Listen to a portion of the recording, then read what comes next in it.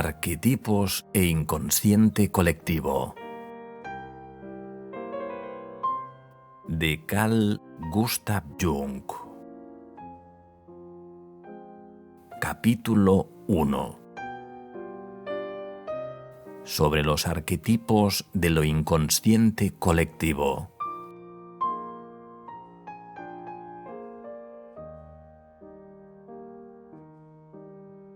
La hipótesis de un inconsciente colectivo es uno de esos conceptos que chocan en un comienzo al público, pero que pronto se convierten en ideas de uso corriente. Como ejemplo de ello, recordemos el concepto de inconsciente en general. Una vez que la idea filosófica de lo inconsciente, tal como se encuentra principalmente en Carus y von Hartmann, desapareció bajo la ola desbordante del materialismo sin dejar rastros considerables, poco a poco, y adoptando ahora otra forma, volvió a surgir dentro de la psicología médica de orientación científico-natural. En primer término, fue una designación para el estado de los contenidos mentales olvidados o reprimidos. En Freud, lo inconsciente, aunque aparece ya, al menos metafóricamente, como sujeto actuante, no es sino el lugar de reunión de esos contenidos olvidados y reprimidos, y solo a causa de estos tiene una significación práctica.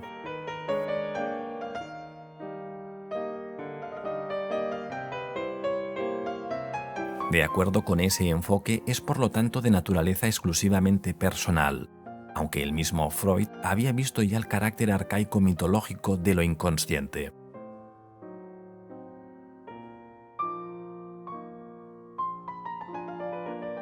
Un estrato en cierta medida superficial de lo inconsciente es sin duda personal.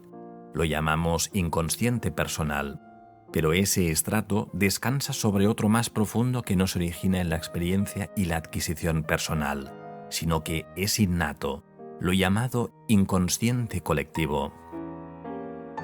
He elegido la expresión colectivo porque este inconsciente no es de naturaleza individual sino universal, es decir, que en contraste de la psique individual tiene contenidos y modos de comportamiento que son, cum grano salis, los mismos en todas partes y en todos los individuos. En otras palabras, es idéntico a sí mismo en todos los hombres y constituye así un fundamento anémico de naturaleza suprapersonal, existente en todo hombre. La existencia psíquica se reconoce solo por la presencia de contenidos conciencializables. Por lo tanto, solo cabe hablar de un inconsciente cuando es posible verificar la existencia de contenidos del mismo. Los contenidos de lo inconsciente personal son lo fundamental los llamados complejos de carga afectiva, que forman parte de la intimidad de la vida anímica. En cambio, a los contenidos de lo inconsciente colectivo los denominamos arquetipos.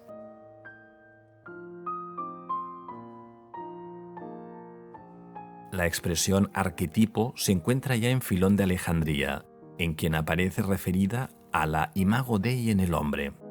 Igualmente en Ireneo, que dice «Mundi fabricator non asemetipso fecit ec, sed de alienis arquetipos transtulit». Dionisio en la Areopagita emplea la expresión a menudo, por ejemplo, de caelisti hierarchia, y también en de divinis nominibus. En San Agustín no se encuentra la expresión arquetipus, pero al hablar de las ideas dice idee que ipse fornate non sunt, que in divina intelligentia continentur. Arquetipus es una paráfrasis explicativa del platónico. Esa denominación es útil y precisa, pues indica que los contenidos inconscientes colectivos son tipos arcaicos, o mejor aún, primitivos. Sin dificultad también pueden aplicarse a los contenidos inconscientes la expresión representaciones colectivas, que Lévi-Bruhl usa para designar las figuras simbólicas de la cosmovisión primitiva, pues en principio se refiere casi a lo mismo. En las doctrinas tribales primitivas aparecen los arquetipos en una peculiar modificación. En verdad, aquí ya no son contenidos de lo inconsciente, sino que se han transformado en fórmulas conscientes, que son transmitidas por la tradición, en general bajo la forma de la doctrina secreta, la cual es una expresión típica de la transmisión de contenidos colectivos originariamente procedentes de lo inconsciente. Otra expresión muy conocida de los arquetipos es el mito y la leyenda. Pero también en este caso trátese de formas específicamente configuradas, que se han transmitido a través de largos lapsos. Por lo tanto, el concepto arquetipo solo indirectamente puede aplicarse a las representaciones colectivas, ya que en verdad designa contenidos psíquicos no sometidos a una elaboración consciente alguna, y representa entonces un dato psíquico todavía inmediato. Como tal, el arquetipo difiere no poco de la formulación históricamente constituida o elaborada. Especialmente en estadios más elevados de las doctrinas secretas, los arquetipos aparecen en una forma que por lo general muestra de manera inconfundible el influjo de la elaboración consciente, que juzga y que valora. Su manifestación inmediata, en cambio, tal como se produce en los sueños y visiones, es mucho más individual, incomprensible o ingenua que, por ejemplo, en el mito. El arquetipo representa esencialmente un contenido inconsciente que, al conciencializarse y ser percibido, cambia de acuerdo con cada conciencia individual en que surge.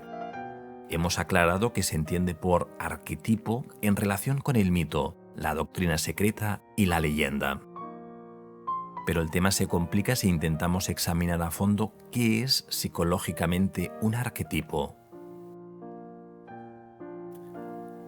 La investigación sobre los mitos se ha conformado hasta ahora con representaciones solares, lunares, meteorológicas, vegetales y con otras nociones auxiliares.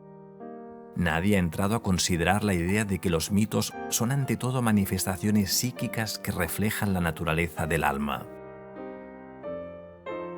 Poco le importa al primitivo una explicación objetiva de las cosas que percibe. Tiene, en cambio, una imperiosa necesidad, o mejor dicho, su psique inconsciente tiene un impulso invencible que le lleva a asimilar al acontecer psíquico todas las experiencias sensoriales externas. No le basta al primitivo con ver la salida y la puesta del sol, sino que esta observación exterior debe ser, al mismo tiempo, un acontecer psíquico, esto es, que el curso del sol debe representar el destino de un dios o de un héroe, el cual, en realidad, no vive sino en el alma del hombre. Todos los procesos convertidos en mitos, como el verano y el invierno, las fases lunares, la época de las lluvias, etc., no son sino alegorías de esas experiencias objetivas, o más bien expresiones simbólicas del íntimo e inconsciente drama del alma, cuya aprehensión se hace posible al proyectarlo, es decir, cuando aparece reflejado en los sucesos naturales. La proyección es hasta tal punto profunda que fueron necesarios varios siglos de cultura para separarla en cierta medida del objeto exterior. En el caso de la astrología, por ejemplo, se llegó a un absoluto rechazo y condena como herética de esa antiquísima ciencia intuitiva, porque no se consiguió establecer una separación entre la caracterología psicológica y las estrellas. Y quien sigue creyendo o vuelve a creer en la astrología cae casi siempre en la vieja creencia supersticiosa en el influjo de los astros, pese a que todo el que sea capaz de hacer un horóscopo debe saber que desde los días de Hiparco de Alejandría se ha mantenido el punto vernal en 0 grados de Aries, por lo cual todo horóscopo se basa en un zodíaco arbitrario, puesto que desde Hiparco el punto vernal, a causa de la precesión de los equinoccios, se ha corrido hasta el grado inicial de Piscis. En el hombre primitivo es de una subjetividad tan impresionante que en realidad la primera presunción hubiera debido ser que existe una relación entre el mito y lo psíquico. Su conocimiento de la naturaleza es esencialmente lenguaje y revestimiento exterior del proceso psíquico inconsciente. Precisamente el hecho de que ese proceso sea inconsciente es lo que hizo que para explicar el mito se pensara en cualquier otra cosa antes que en el alma. Pues no se sabía que el alma contiene todas las imágenes de que han surgido los mitos y que nuestro inconsciente es un sujeto actuante y paciente, cuyo drama el hombre primitivo vuelve a encontrar en todos los grandes y pequeños procesos naturales. En tu pecho están las estrellas de tu destino, dice Seni a Wallenstein. Bastaría entonces con conocer algo de ese misterio del corazón para responder a los interrogantes que han ocupado siempre a la astrología. Pero era muy poco lo que todo eso se comprendía y no me atrevo a afirmar que en lo fundamental la situación sea mejor en la actualidad. La doctrina tribal es sagrado peligrosa. Todas las doctrinas secretas tratan de aprehender el invisible acontecer psíquico y todas reivindican para sí la autoridad más elevada. Lo que es verdad en el caso de esas doctrinas primitivas es más verdadero aún en el caso de las religiones mundiales predominantes. Encierran un saber revelado primario y han expresado en imágenes magníficas los secretos del alma. Sus templos y escritos sagrados proclaman con la imagen y la palabra la doctrina de antiguo consagrada, accesible a todo corazón creyente, a toda visión sensible, a toda meditación exhaustiva. Pero también es cierto que cuanto más bella, más grandiosa, más completa es la imagen que se forma y se transmite, más lejos se aparta la experiencia individual. Podemos penetrar en la imagen con el sentimiento y la sensibilidad, pero la experiencia primaria se ha perdido. ¿Por qué es la psicología la más joven de las ciencias empíricas? ¿Por qué lo inconsciente no se descubrió mucho antes ni se extrajo su tesoro de imágenes eternas? Sencillamente porque teníamos para todas las cosas del alma una fórmula religiosa mucho más bella y comprensiva que la experiencia directa. Si para muchos la concepción cristiana del mundo se desvanece, ahí están para suplirla los tesoros orientales, llenos todavía de maravillas, que pueden alimentar por mucho tiempo el deseo de contemplación y de nuevas vestiduras. Además, esas imágenes, sean cristianas, budistas o cualquier otra cosa, son bellas, llenas de misterio y ricas en anticipaciones. Es verdad que cuanto más habituales son para nosotros, tanto más las ha desgastado el uso frecuente y les ha dejado solo la superficialidad trivial con su carácter paradójico casi sin sentido.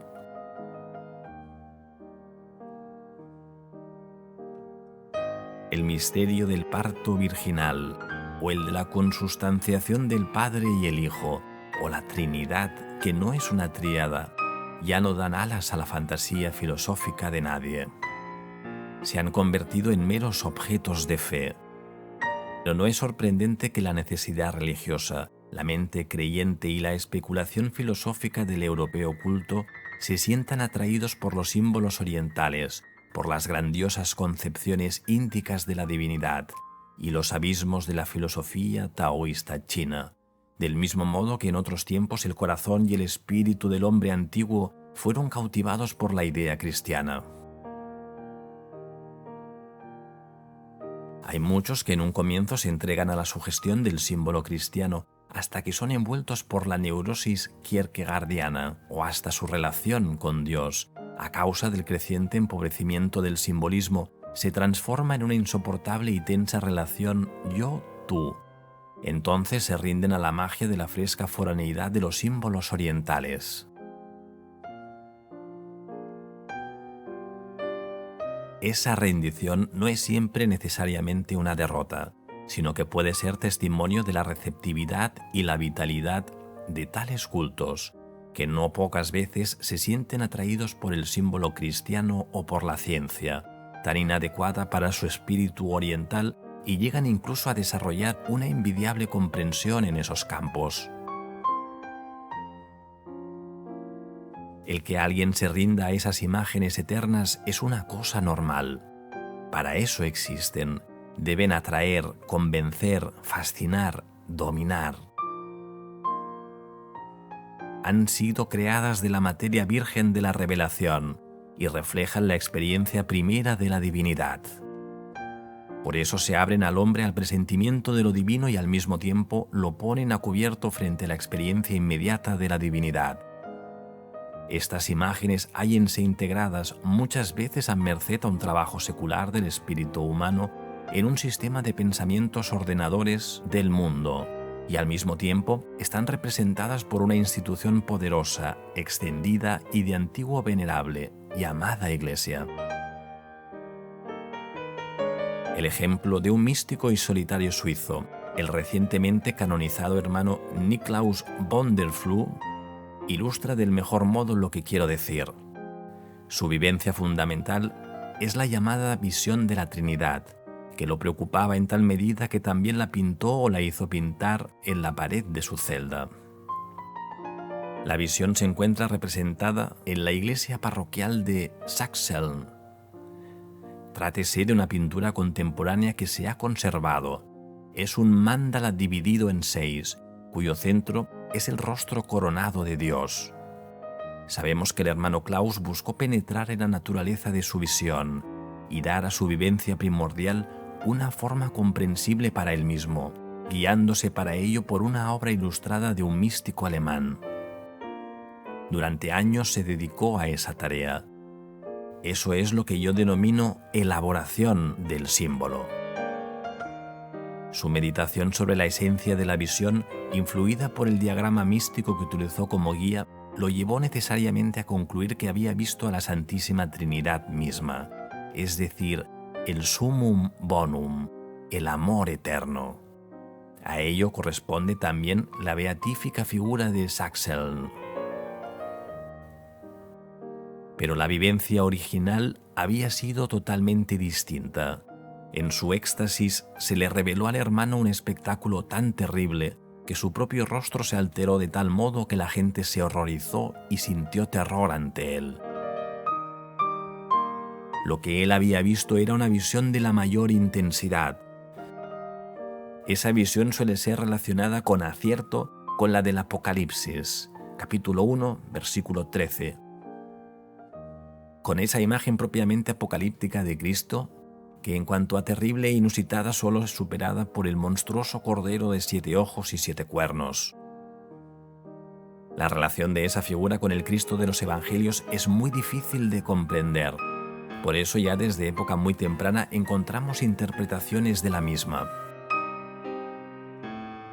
En 1508 el humanista Karl Bobilus le escribe a un amigo: «Quiero referirme a un rostro que se le apareció en el cielo una noche iluminada por las estrellas, estando él entregado a la plegaria y la meditación. Vio entonces la figura de un rostro humano con una expresión llena de ira y amenazas».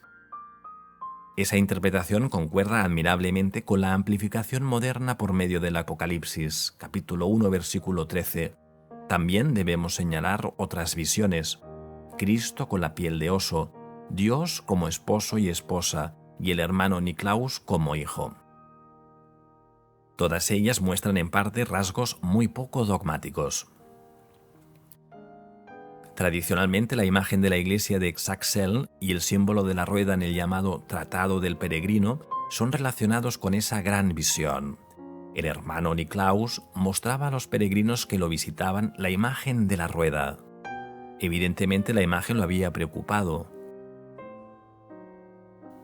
Blanc opina que, pese a la tradición, no existe vínculo alguno entre la visión y la imagen de la Trinidad. Creo que ese escepticismo va demasiado lejos. El interés del hermano por la imagen de la rueda debía tener algún motivo. Las visiones de ese tipo provocan a menudo caos y disolución. La experiencia enseña que el círculo protector, el mandala, es el viejo antídoto contra los estados caóticos del espíritu. Por eso es muy comprensible que el hermano estuviera fascinado por el símbolo de la rueda. Asimismo, la interpretación de la visión borrosa como vivencia de Dios podría no ser desacertada. El que la gran visión se vincule con la imagen de la Trinidad en Saxel y por lo tanto con el símbolo de la rueda me parece también, por motivos psicológicos, muy probable.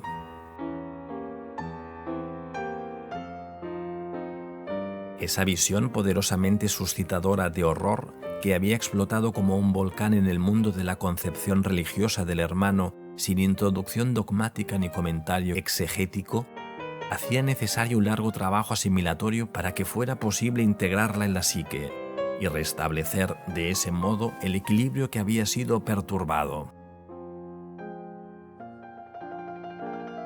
La dimensión con esa vivencia se produjo sobre el suelo entonces pétreo del dogma, que mostró su capacidad de asimilación al superar el conflicto transformando algo terriblemente viviente en la bella abstracción de la idea de la Trinidad. Pero la discusión hubiera podido desarrollarse sobre el suelo tan diferente de la visión misma y su inquietante realidad, probablemente en detrimento del concepto cristiano de Dios y más aún del mismo hermano, que no hubiera llegado a ser un santo, sino quizás un hereje, y tal vez hubiese terminado su vida en la hoguera. Este ejemplo pone de manifiesto la utilidad del símbolo dogmático.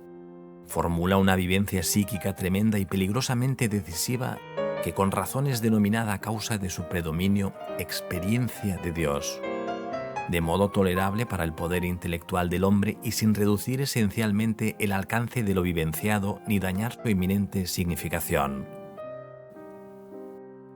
El rostro de la ira divina que en cierto sentido encontramos también en Jacob Boehme no se aviene con el Dios del Nuevo Testamento. El amante padre está en el cielo, por lo cual fácilmente hubiera podido convertirse en fuente de un conflicto íntimo. Tal conflicto hubiera estado de acuerdo con el espíritu de la época, fin del siglo XV, época de un Nicolás de Cusa, que por medio de su Complexio Oppositorum quiso adelantarse al cisma que ya amenazaba. No mucho después, el concepto de Dios que Jehová representa experimentó una serie de renacimientos en el protestantismo. Jehová es un concepto de Dios que contiene opuestos todavía no separados.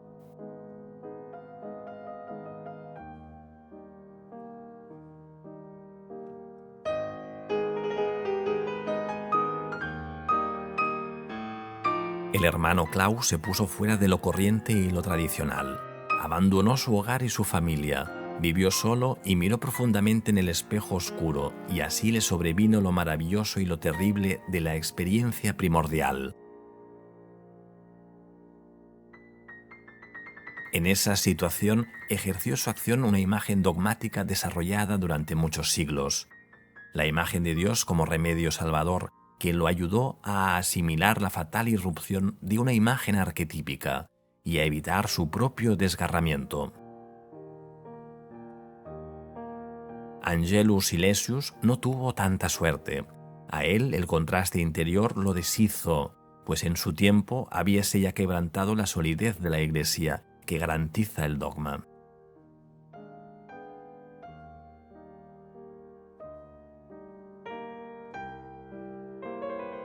Jacob Boehme conoce un Dios de ira ígnea, un verdadero absconditus.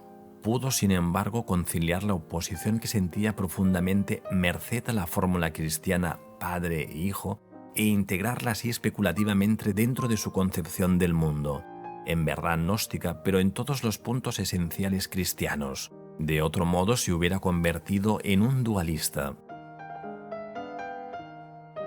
Pero es indudable que también acudió en su ayuda la alquimia, que desde hacía ya mucho tiempo preparaba secretamente la unificación de los opuestos. Sea como fuere, la oposición dejó claras huellas en su mandala, incluido en su libro que representa la esencia de la divinidad.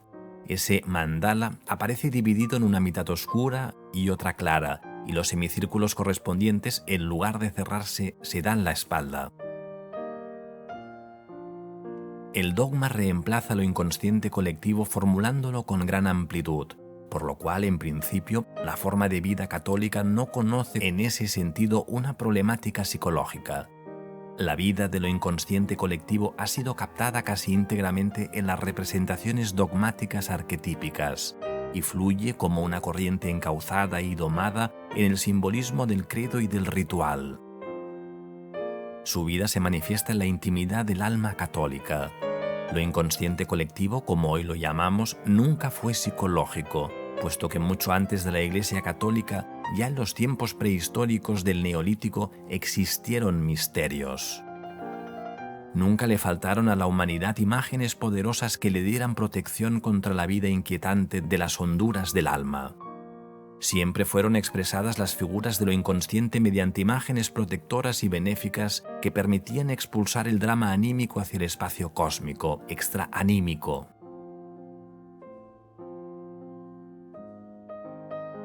La iconoclasia de la Reforma produjo literalmente una brecha en el muro de protección de las imágenes sagradas, que desde entonces fueron desintegrándose una tras otra.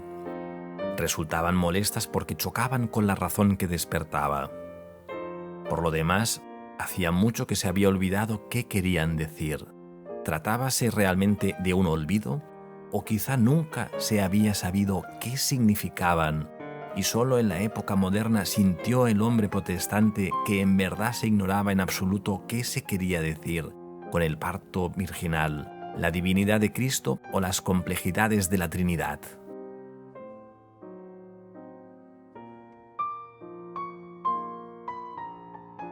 Parecería como si esas imágenes hubiesen meramente vivido y su existencia viviente hubiera sido simplemente aceptada, sin duda y sin reflexión, del mismo modo como todas las personas adornan árboles de Navidad y ocultan huevos de Pascua sin saber cuál es el sentido de tales costumbres.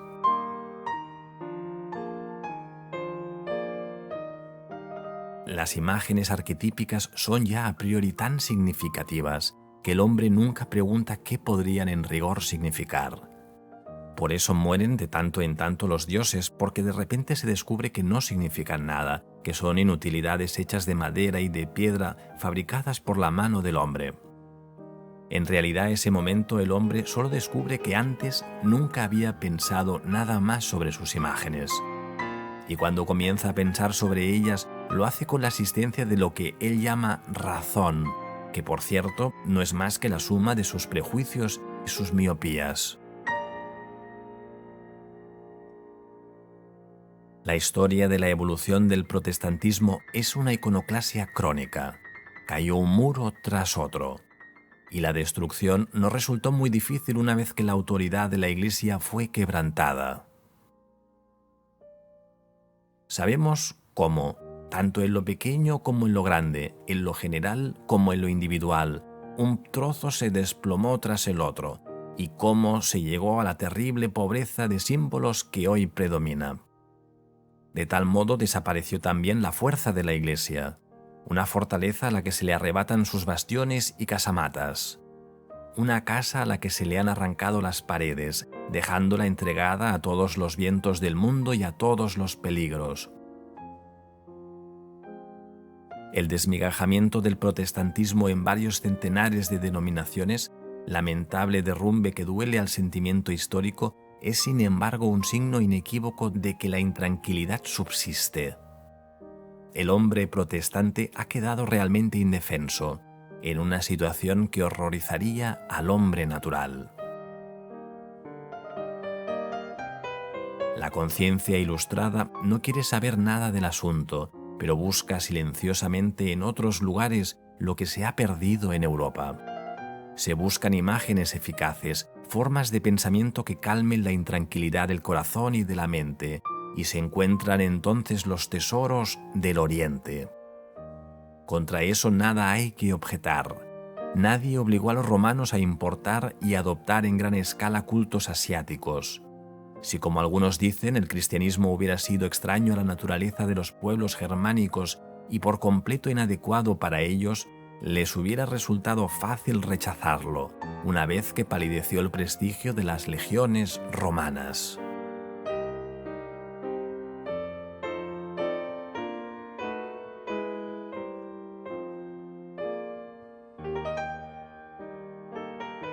Se mantuvo porque corresponde al modelo arquetípico existente. pero con el correr de los siglos se transformó de tal modo que su fundador se asombraría no poco si llegara a conocerlo. Y también la forma en que se enseña el cristianismo a los negros o los indios podría dar motivos a algunas consideraciones históricas. ¿Por qué entonces Occidente no habría de asimilar formas orientales? Los romanos iban a Eleusis, Samotracia y Egipto a hacerse iniciar. En Egipto hasta parece haber habido una verdadera corriente turística de ese tipo.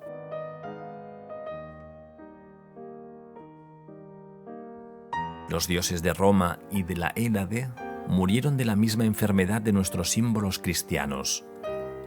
Entonces, como ahora, los hombres descubrieron que estaban ante meras palabras, en cuyo significado nunca habían pensado. Pero los dioses foráneos todavía tenían maná no gastado. Sus nombres eran extraños e incomprensibles y sus hechos sugestivamente oscuros. Muy distinto todo de la gastada Chronique Scandaleus del Olimpo. Los símbolos asiáticos por lo menos no se entendían y por eso no resultaban banales como los dioses tradicionales. En esa época no constituyó problema alguno el que se adoptara lo nuevo tan sin reparo como se dejaba lo viejo.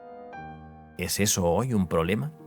¿Podremos adoptar símbolos ya formados, crecidos en tierras exóticas, bañados en sangre extranjera, nombrados en lenguas extrañas, alimentados en culturas foráneas, desarrollados a través de una historia que no es la nuestra? ¿Podremos adoptarlos así como nos ponemos ropas nuevas? ¿Un mendigo que se cubre con vestiduras reales, un rey que se disfraza de mendigo? Sin duda, es posible. ¿O en alguna parte de nosotros mismos hay el mandato de no representar una comedia, de remendar más bien nuestras propias ropas? Estoy convencido de que la creciente pobreza de símbolos tiene un sentido.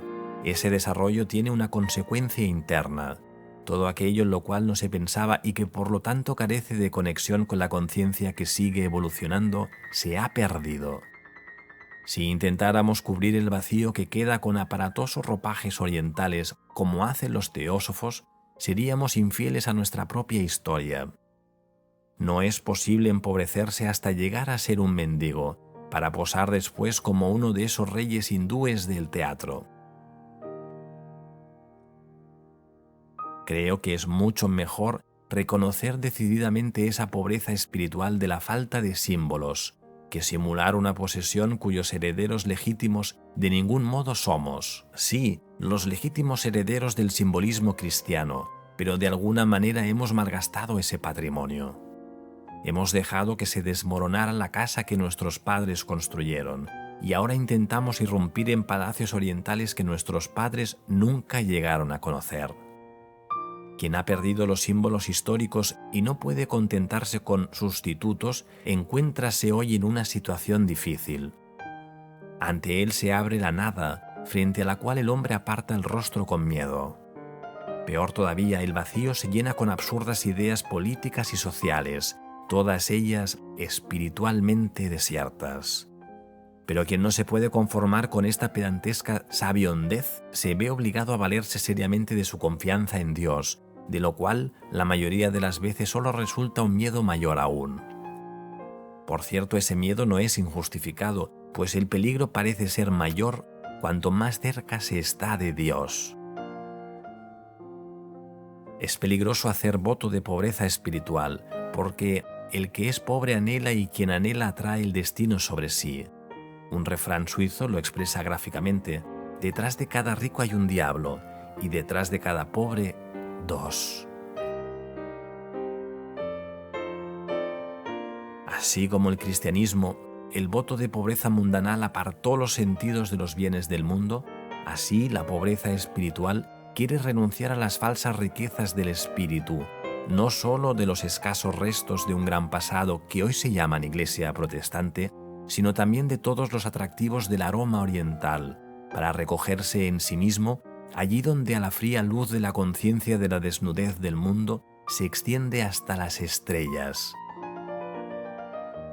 Esa pobreza la hemos heredado de nuestros padres. Me acuerdo de algo que ocurrió cuando me instruía para la confirmación, dirigido por mi propio padre. Hojeaba una vez mi librito buscando algo interesante cuando cayeron bajo mi vista ciertos pasajes acerca de la Trinidad. Me interesaron y esperé con impaciencia que nuestras lecciones llegaran a ese punto. Cuando llegó el momento anhelado, mi padre dijo: «Este fragmento lo vamos a saltear. Yo mismo no entiendo nada de este punto». De ese modo desapareció mi última esperanza. Admiré en verdad la honradez de mi padre, pero no por eso pude evitar que desde ese momento me aburriera mortalmente todo palabrerío religioso.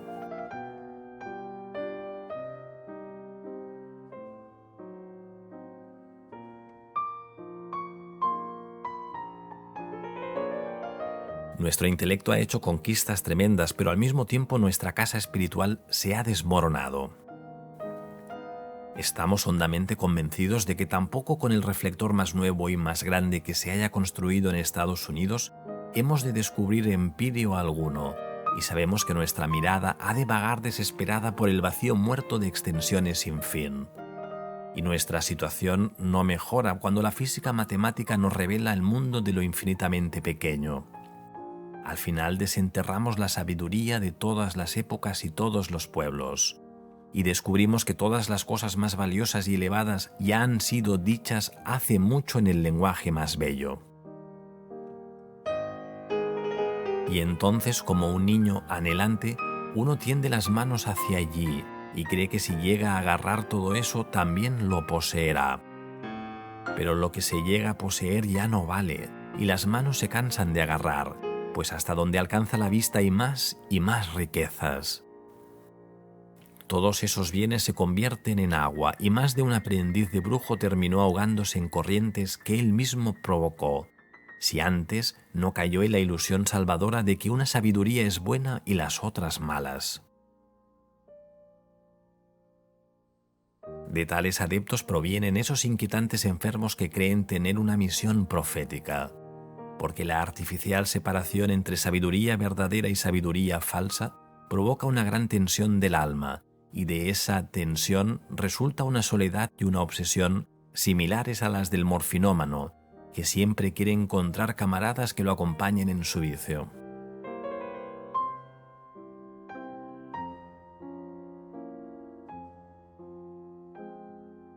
Al desaparecer nuestra herencia, el espíritu descendió, como decía Heráclito, de su eminencia ígnea. Pero cuando el espíritu se vuelve más pesado, se convierte en agua, y así el intelecto se apoderó del trono que antes ocupaba el espíritu. El espíritu sí puede atribuirse la patria potestas sobre el alma, pero no el terrenal intelecto, que es una espada o un martillo del hombre y no un creador de mundos espirituales, no un padre del alma. Adecuada fue en este punto la dirección de Clashes y bastante moderado el restablecimiento del espíritu de que se ocupó Scheller, pues ambos pensadores pertenecen a una época en la que el espíritu ya no está arriba sino abajo, en que ya no es fuego sino agua.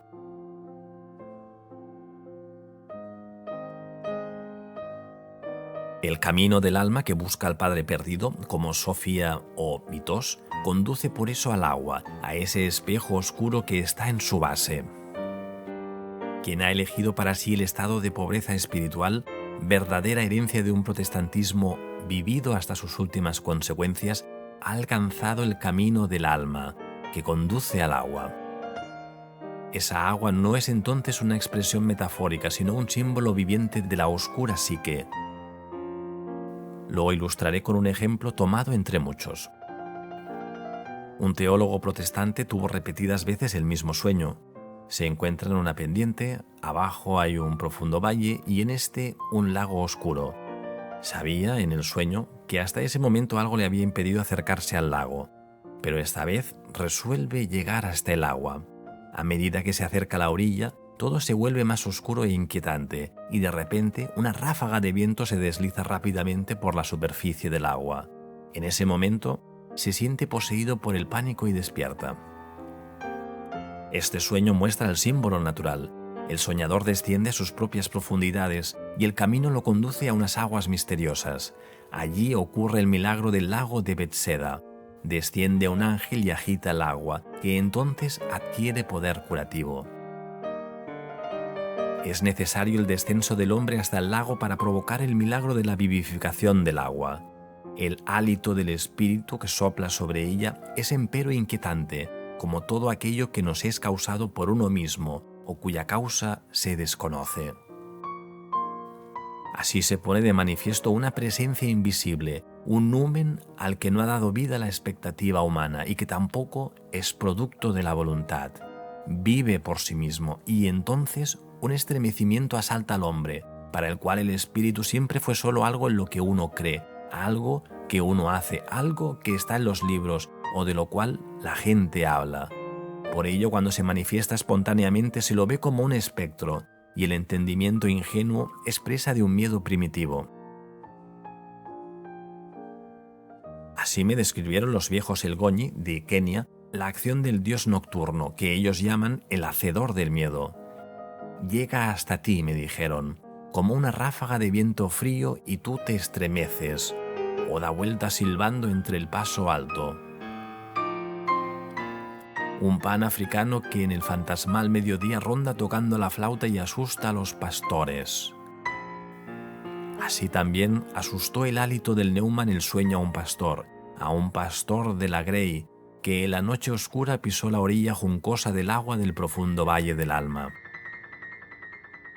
Ese espíritu antes ígneo había bajado hacia la naturaleza, hacia el árbol, la roca y las aguas del alma, como ese viejo del Zaratustra de Nietzsche, que cansado de la humanidad se fue al bosque para gruñir junto con los osos en honor del Creador.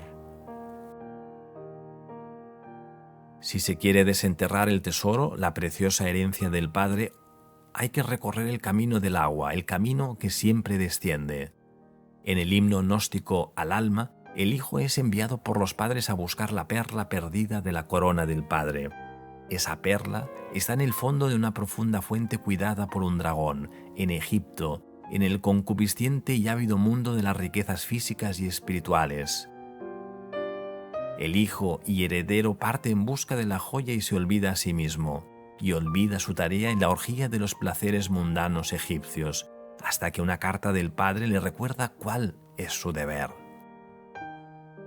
Se encamina hacia el agua y se sumerge en las oscuras profundidades de la fuente, en cuyo fondo encuentra la perla que finalmente ofrece a la divinidad suprema.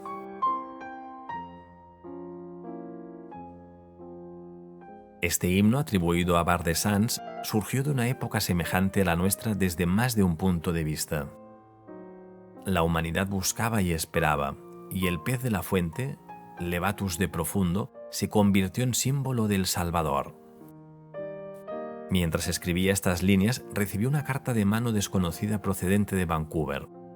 El autor está asombrado ante sus sueños, cuyo tema es siempre el agua. Casi siempre sueño con el agua.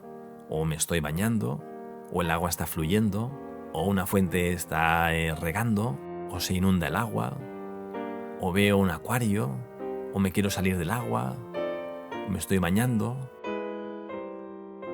El agua es el símbolo más corriente de lo inconsciente. El lago en el valle es lo inconsciente, que en cierto modo está dentro de la conciencia, por lo cual es también designado con frecuencia como lo subconsciente, a menudo con el desagradable matiz de conciencia de menor valor. El agua es el espíritu del valle, el dragón del agua del Tao cuya naturaleza es similar al agua, un yang integrado en el yin. Psicológicamente, agua quiere decir espíritu que se ha vuelto inconsciente. Por eso el sueño del teólogo expresa con toda razón que éste, junto al agua, hubiera podido vivir la acción del espíritu viviente como una curación milagrosa en el lago de Betseda. El descenso a las profundidades parece preceder siempre al ascenso. Así, por ejemplo, otro teólogo soñó que veía sobre una colina algo comparable a un castillo del Grial. Iba por una calle que en apariencia conducía justo al pie de la colina y a la subida, pero al acercarse descubrió con gran decepción que un abismo lo separaba de la colina. Era un barranco sombrío y profundo por el que corría un agua subterránea. Había sí un sentido escarpado que conducía a las honduras y trepaba penosamente del otro lado, pero el panorama no tenía nada de atractivo y el soñador despertó. También aquí el soñador que anhela subir a las claras alturas se enfrenta con la necesidad de sumergirse primero en la oscuridad profunda, y ese descenso se le revela como una imprescindible condición del ascenso. En esta profundidad amenaza el peligro, que el prudente evita aunque con ello pierde el bien, que un atrevimiento valeroso pero imprudente hubiera hecho posible alcanzar.